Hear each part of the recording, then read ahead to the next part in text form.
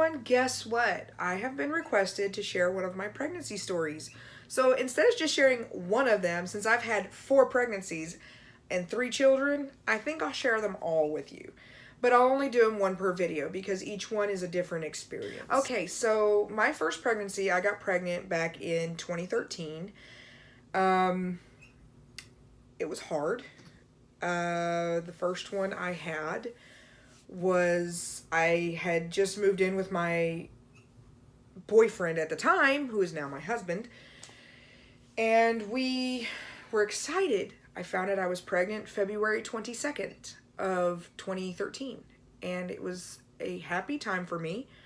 It was a happy time for him. My first symptom of me finding out that I was pregnant was my breasts hurt. Okay, they hurt like crazy. I mean, it was that kind where you don't want to put a bra on, or you don't want to touch them, you don't want anything near it, you don't want to put on a shirt, you don't want nothing touching them. So, morning sickness, not so much. I didn't feel any morning sickness for that pregnancy. However, I did feel a little off, like I'll wake up nauseous, but I won't be vomiting or nothing like that. There would be no throw up. It would be more like, oh my gosh, I need to eat something. My stomach, ugh, I feel like sick, you know, waking up like that. That didn't hurt me, you know, so I can say, honestly, I really didn't have morning sickness during that time. When I found out I was pregnant, did I have implantation bleeding? No. Not a lot of women will have implantation bleeding because, honestly, sometimes you won't. Not even near your period. And I didn't even have a period, so I know it didn't, you know, have anything to do with that. Now, when I did find out I was pregnant, I did find a few spots when I wiped, but it wasn't on my underwear. It didn't come out on my underwear. It didn't come out on a pad. And it didn't happen anytime near my period cycle. So this is where they are only assuming that it will happen during or near your period. Did I have the metallic taste in my mouth? No, because that's a weird symptom too. Metallic taste. Did I have unusual hair growth? No. Did my hair and nails grow longer very quickly? Yes. But I didn't have any on my chin. I didn't get any of the cheeks. I didn't get anything like that. You know, nothing on my legs. Honestly, I could shave and I'd still go 2 weeks without having to shave again. So it wasn't that bad. And it wasn't in odd places. Cravings, yes, I did. I craved bread. Majorly. Bread. But that's a bad thing too, because it made me gain a lot of weight in a very short time. I did have lightheadedness. I did get lightheaded. Every pregnancy I've had, I did get lightheaded. There's other things in pregnancy that are there, but I can't tell you what it would be. It's been so long with that pregnancy, and it was so short. So I'm going to get to that point right now. A miscarriage feels like you're having cramps, like period cramps, only they're far more intense. So if you're pregnant right now and you're going through some serious cramping, and you're only 8, 12, 15 weeks along, you might want to go get a checkup because of the fact I had just set up my first doctor's appointment because I didn't know I was pregnant until I was like 6 weeks. So they couldn't get me in for 2 weeks more.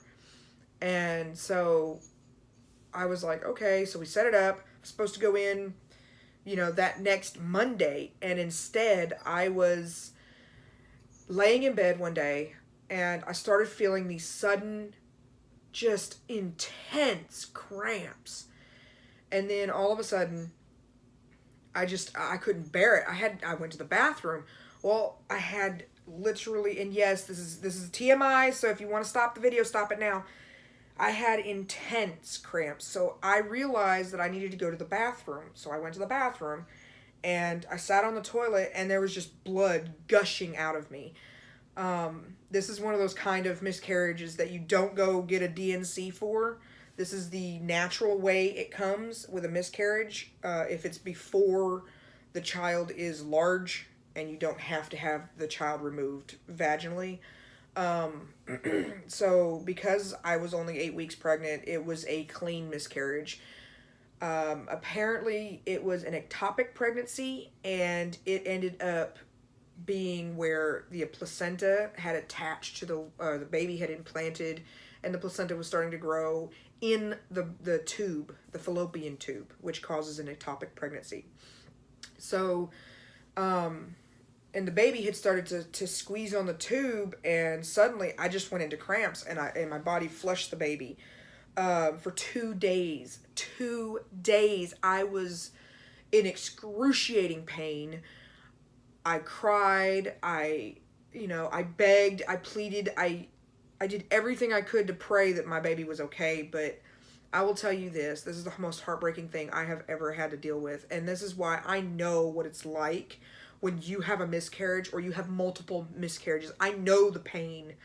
And as a mom of 3 now with an angel baby, it doesn't make it any easier, but knowing that that my child is in a safe place, such as heaven, and I know my child is in heaven because the Lord takes care of all babies.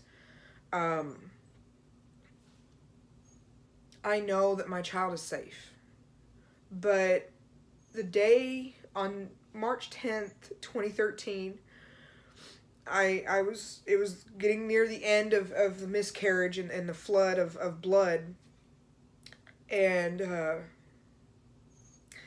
I went to the restroom, and I changed I looked down at my pad, and I don't care what anybody says about that it's not a real living being, but it is. To me, this is where it broke me the most, because in the pad was this pinky-sized person. It had hands, it had legs, it had feet, it had arms, it had a full-formed body. I could even see where the heart was.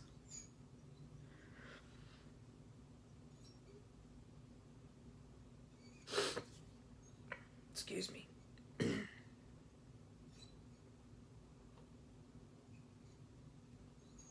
And because I could see that, and I saw it, it killed me. It destroyed me. And I'm not saying that it's any different than any other miscarriage, but to actually have that in your hand and be able to see that human being, it was very hard. And I buried that baby who hadn't even had a chance to see the world around them. And